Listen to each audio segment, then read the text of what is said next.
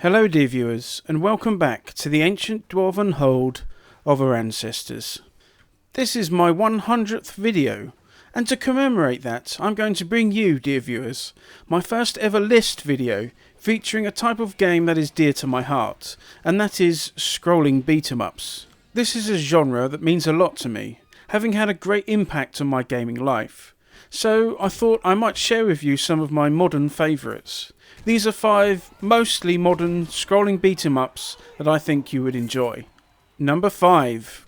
Castle Crashers. This is a scrolling beat-em-up released and developed by Behemoth. It was released in September 2012. This is the oldest game on the list, which I first played back on the Xbox 360. Though I guess old is a relative term. Some might see it as a long time ago, but it only feels like the other day to me. Such an old dwarf. In Castle Crashers, you take on the role of one of several knights that must take the fight against the evildoers who have invaded the land, stolen some fair maidens, and run amok. It is up to you to save the kingdom and crack some skulls in the doing. The style of Castle Crashers is light-hearted, with bright colours and cartoony-like graphics. It still looks pretty cool now as a consequence. The characters are simply drawn and can appear quite over the top, with great big monsters and funny looking baddies. It is very much a fun-filled approach which doesn't take itself too seriously. The music matches that light-heartedness of the whole thing, interweaving itself into all the silly madness going on. You can play up to 4 players, each choosing a different knight for the campaign. On Steam at least, this can be local 4-player co-op. You can unlock different knights and characters as you progress through the game. Castle Crashers has basic stats and levelling, and when you first begin the game, your characters will start at level 1, with minimum stats and a basic weapon. As you play through the game and gain experience, you'll be able to level up the characters, increasing the stats as you wish. You will also come across different weapons as you are fighting, and different shops that sell them on the world map. The world map is similar to the old Mario games, where you had the overworld that allows you to move between different levels you want to do, and opens up new paths as you complete levels. The combat in Castle Crashers is simple enough to be easy to engage with, but does have some nuance to it for players that really want to get a bit more out of it. There are basic striking attacks, jumping attacks and magic that is unique to each character that you can control. You unlock further moves as you level up, and you can decide on a build of sorts, where you might put loads of points into magic so you can focus more on that, or straight up fighting. Or you could be a tank character with lots of health and melee damage. It isn't too complicated, but that extra bit of customization is nice.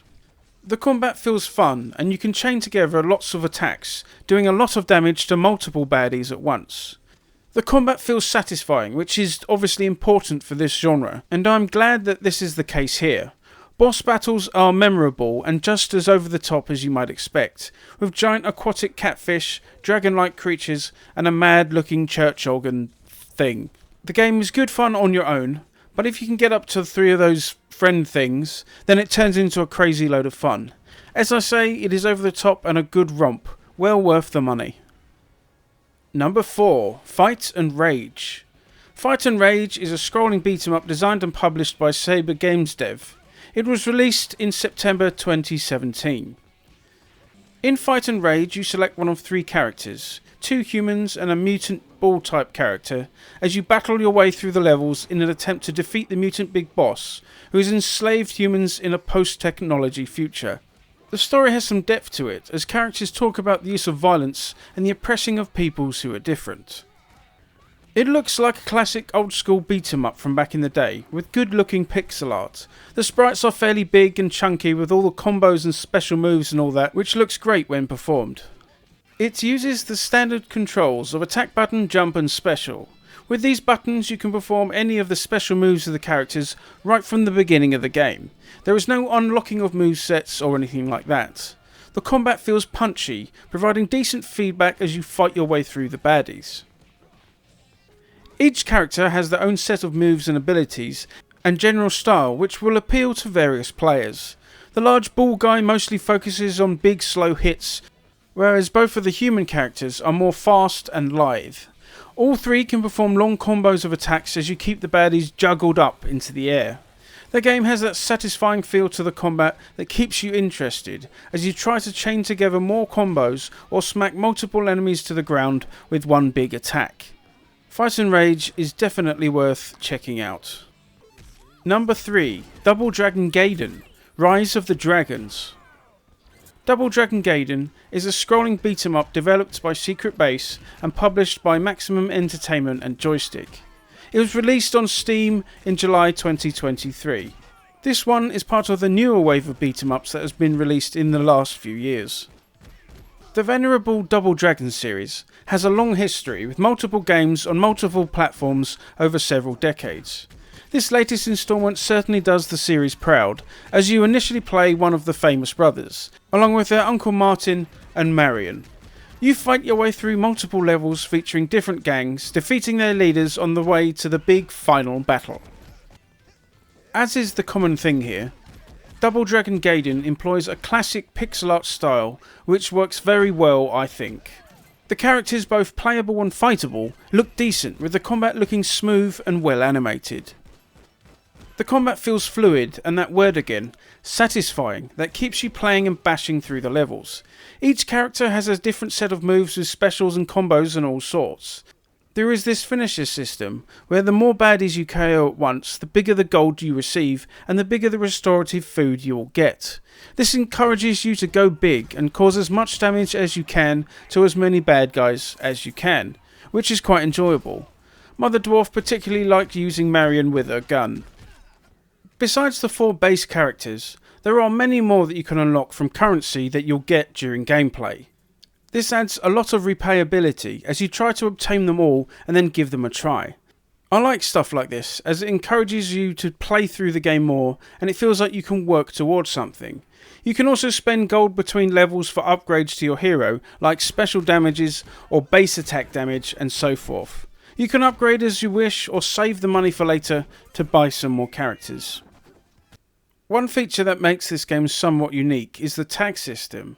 Like some 1v1 fighters back in the day, or maybe currently, you can select 2 characters and switch between them using the tag feature. This changes things up, so if you're starting to get a little bit tired of one guy, you can swap to another. You can also do tags to pull yourself out of a bad spot, or if you're low on life. This really is a good solid beat 'em up with a lot of replayability that really scratches that old school scrolling beat 'em up itch. I had a lot of fun with it. Number 2. Teenage Mutant Ninja Turtles Shredder's Revenge. The Teenage Mutant Ninja Turtles have had many games released over the years, including numerous scrolling beat 'em ups, most famously the coin-op original arcade game. I remember playing it as a youngling in the arcades, and trying to find a decent port on home machines. Besides that, I played a lot of Turtles in Time on the Super Nintendo with my brother and cousins. That is a good memory. In Shredder's Revenge, the Turtles and their allies must fight their way through all the minions of said Shredder with the intent of finally coming to grapples with the bad guy himself. It was developed by Tribute Games, published by Doouble, and was released in June 2022. Shredder's Revenge is a classic scrolling beat 'em up, in the vein of those older games. Indeed, you could suggest it came straight from the 90s with how it looks and feels. This is a really good thing. Graphically, it's that classic sprite-based grandeur and it looks really cool, dear viewers. It is pretty much what I hope most new scrolling beat 'em ups would be like. I guess I'm just tuned that way from growing up playing these sorts of games. The colours are bright and appealing, with the sprites a decent size and animated well, looking like the Turtles might, along with the foot soldiers and all the other baddies. It looks very appealing to us old 90s children, but also I'd imagine to younger players now in the modern times. The backdrops are city streets and towns and parks and the Technodrome of course, but also strange locations in different dimensions, which keeps things interesting. There is also an overworld map, so you can move about between levels as you wish. The background music goes very well with it too, with some bodacious tracks thumping along as you play. Mike Patton from Faith No More, Mr. Bungle and many more also appears on the title track for the game, which is pretty awesome. The sounds of combat are very important for this sort of genre, and they are working well here, with that old satisfying thud and smack as you deal damage to evil doers. You can actually play this 6-player over the net and at least 4 locally, which is really good. I've seen some footage of 6 players on screen and it does seem a little overkill, but hey, the option is there if you fancy. There are 6 playable characters at the start, each of the 4 turtles themselves, plus April O'Neil and Master Splinter. You can unlock Casey Jones through gameplay, so there is a lot to choose from straight off the bat. The combat is what you would hope for from a Turtles scrolling beat 'em up, fluid and fun. There is an attack button, jump, flip and slide button, along with your special power button. You can chain together multiple combos on baddies, juggling them in the air as you do so. The combat system works well for both newer players and veterans of the genre, as you can spam a lot of buttons and do fairly well, while the more seasoned players can really get to grips with chaining combos together, doing a lot of damage to multiple foes at once. This is another great scrolling beat 'em up, which I think has broad appeal to a lot of gamers, and it seems to be available on pretty much any system, which is great. Number 1. Streets of Rage 4. Well, here we are, the last game on the list. Streets of Rage is another scrolling beat 'em up that is very dear to me. This, along with Golden Axe and the Turtles games, are part of that old guard of great quality games that really spearheaded the genre's charge back in the day, especially on console. We had all but given up hope that we would ever see another game in the Streets of Rage series, and then this was announced. A joyous day indeed. It was developed by Doouble, Lizard Cube and Guard Crush Games, with publishing by Doouble. It was released in April 2020. In Streets of Rage 4, you take on the role of one of a group of heroes who must battle their way through the city in an attempt to thwart the evil machinations of the evil Y-Twins, the children of the original villain, Mr. X. Streets of Rage 4 goes with a 2D kind of comic cartoony sort of graphical style, rather than pixel-based sprites as were the previous 3 games in the series. I would have preferred that old way of doing things, to be honest, but as the game plays so well and still looks cool, I'll let them off this time. All the characters, both baddie and goodie, look flashy and bright to your eyes. The animations are slick with movement and combat looking very good. The soundtrack, like the originals, features that kind of synth house stuff which you remember. It's really well done and fits the series while also sounding unique enough on its own. Combat sounds and feedback are also what you might expect from Streets of Rage, punchy and satisfying. There are 4 starting characters you can play. Axon and Blaze, veterans of the series, along with 2 newcomers, Cherry and Floyd. There is a good spread of strengths and weaknesses here for most playing styles. I would have preferred Max and Skate to be honest, but luckily they are unlockable in some form later on. Indeed, there are a lot of unlockable characters, so if you miss an old favourite, you will no doubt be able to play them in the end. Combat is, as you would hope, very good in Streets of Rage 4. You have that good old feel of what it was like back in the day, alongside modern enhancements that work together to create a great experience. There is the classic attack, special and jump buttons to perform various attacks, alongside powerful star moves which cause massive damage to opponents. There is the classic forward attack of course, with other combinations as well. You can crank out some beefy combos on people, juggling them as you go.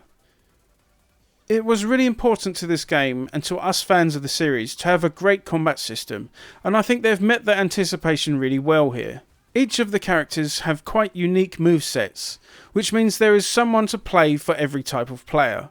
There are also different moves to unlock, and there are further modes added that really extend the life of the game.